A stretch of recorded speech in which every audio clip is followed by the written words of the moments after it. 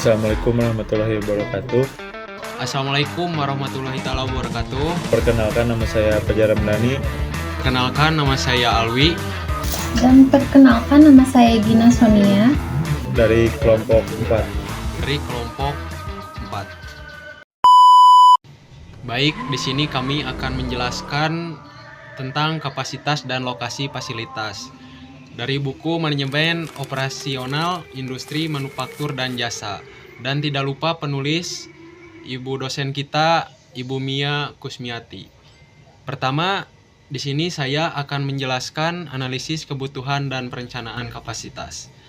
Analisis kebutuhan dan perencanaan kapasitas merupakan bagian penting dalam manajemen rantai pasok yang bertujuan menentukan volume produksi atau layanan yang optimal sesuai dengan permintaan dan sumber daya yang tersedia. Perencanaan kapasitas harus bersifat fleksibel dan adaptif terhadap fluktuasi permintaan serta ketidakpastian operasional. Keputusan kapasitas mencakup tidak hanya jumlah produksi, tetapi juga kemampuan sistem untuk menyesuaikan diri terhadap perubahan pasar dan gangguan rantai pasok. Pemilihan lokasi fasilitas menjadi aspek strategi karena berpengaruh pada biaya distribusi, kecepatan pelayanan, dan efektivitas operasi. Pendekatan modern menekankan integrasi antar perencanaan kapasitas dan lokasi agar organisasi dapat menyeimbangkan biaya dan kualitas layanan. Metode kuantitatif seperti linear programming, interprogramming, serta optimasi histerik digunakan untuk mendukung keputusan berbasis data. Selain efisiensi ekonomi, perencanaan kapasitas juga harus mempertahankan aspek berkelanjutan lingkungan dan penggunaan teknologi digital seperti big data dan analistik dan machine learning untuk memprediksi permintaan serta menyesuaikan kapasitas secara akurat dan cepat. Sekian dari saya, akan dilanjutkan oleh teman saya. Terima kasih. Baik, di sini saya akan memaparkan materi bagian 2, yaitu faktor-faktor penentuan lokasi fasilitas. Penentuan lokasi fasilitas memiliki pengaruh besar terhadap kinerja rantai pasok karena menentukan efisiensi biaya, waktu pengiriman, dan akses pasar. Faktor utama yang dipertimbangkan meliputi kedekatan dengan konsumen, akses terhadap jaringan transportasi, serta ketersediaan tenaga kerja dan infrastruktur pendukung seperti energi dan teknologi informasi. Selain aspek ekonomi dan teknis, faktor sosial dan lingkungan juga berperan penting. Fasilitas harus mematuhi regulasi pemerintah, menjaga keamanan, serta mempertimbangkan penerimaan masyarakat lokal. Lokasi yang ramah lingkungan dan aman dari resiko bencana menjadi pilihan ideal. Faktor strategis lainnya meliputi fleksibilitas ekspansi, fasilitas di masa depan, integrasi dengan pemasok dan pelanggan, serta penerapan teknologi modern seperti otomatisasi dan Internet of Things atau IoT. Lokasi juga harus mendukung transportasi multimoda dan kemitraan dengan pihak ketiga agar operasional logistik lebih efisien dan responsif terhadap perubahan pasar. Lalu, materi yang ketiga yaitu metode kuantitatif dalam keputusan kapasitas dan lokasi.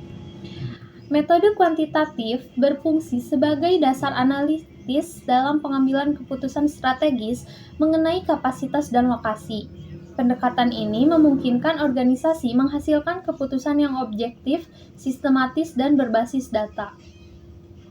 Model kuantitatif terbagi menjadi 2, yaitu deterministik, digunakan untuk permintaan stabil, lalu ada probabilistik atau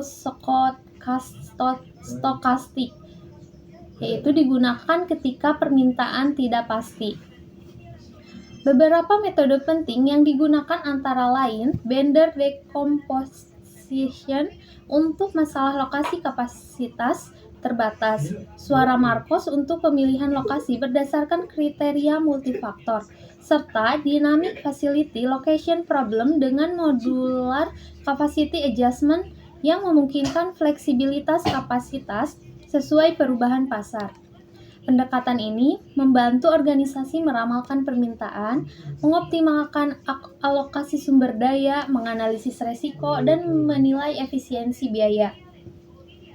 Integrasi teknologi seperti AI, Big Data, dan GIS meningkatkan akurasi prediksi dan mendukung keberlanjutan dalam perencanaan fasilitas. Materi selanjutnya akan dipaparkan oleh rekan saya. Baik, di sini saya akan melanjutkan materi dari sebelumnya, yaitu 4.4, yaitu studi kasus optimasi lokasi dalam era globalisasi. Dalam era globalisasi, optimasi lokasi menjadi kunci efisiensi logistik dan daya saing global. Teori klasik seperti Weber dan Christaller menjelaskan pentingnya pemilihan lokasi dengan biaya transportasi minimum dan distribusi yang seimbang. Sedangkan teori modern menambahkan konsep intermodal, hubungan location yang menekankan konektivitas lintas modal transportasi. Contohnya, penerapan nyata terlihat pada pembangunan Frege Village di Turki yang berhasil mengintegrasikan infrastruktur, kebijakan pemerintah, dan potensi ekonomi regional menggunakan analisis spasial dan model kapasitas dinamis. Penelitian lain oleh Sen et al. 2025 menunjukkan bahwa model multivariate location allocation dalam proyek konstruksi besar dapat meningkatkan efisiensi waktu dan biaya hingga 30%. Selain efisiensi ekonomi, optimasi lokasi juga berorientasi pada keberlanjutan lingkungan dan sosial melalui penerapan prinsip green logistik serta kemitraan publik swasta untuk memastikan pembangunan logistik yang ramah lingkungan dan berkelanjutan. Jadi kesimpulannya, analisis kebutuhan dan perencanaan kapasitas merupakan fondasi penting dalam strategi rantai pasok modern. Keputusan terkait kapasitas dan lokasi harus terintegrasi berbasis data serta memperhatikan efisiensi, fleksibilitas, dan berkelanjutan. Metode kuantitatif dan teknologi digital menjadi alat utama dalam mendukung pengambilan keputusan yang cepat dan akurat. Pendekatan ini tidak hanya menginginkan efisiensi operasional, tetapi juga memastikan organisasi tangguh menghadapi dinamika pasar global.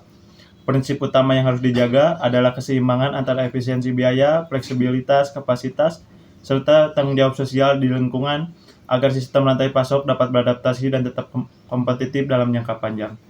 Terima kasih, sekian presentasi dari kelompok kami. Mohon maaf apabila ada kesalahan. Wassalamualaikum warahmatullahi wabarakatuh.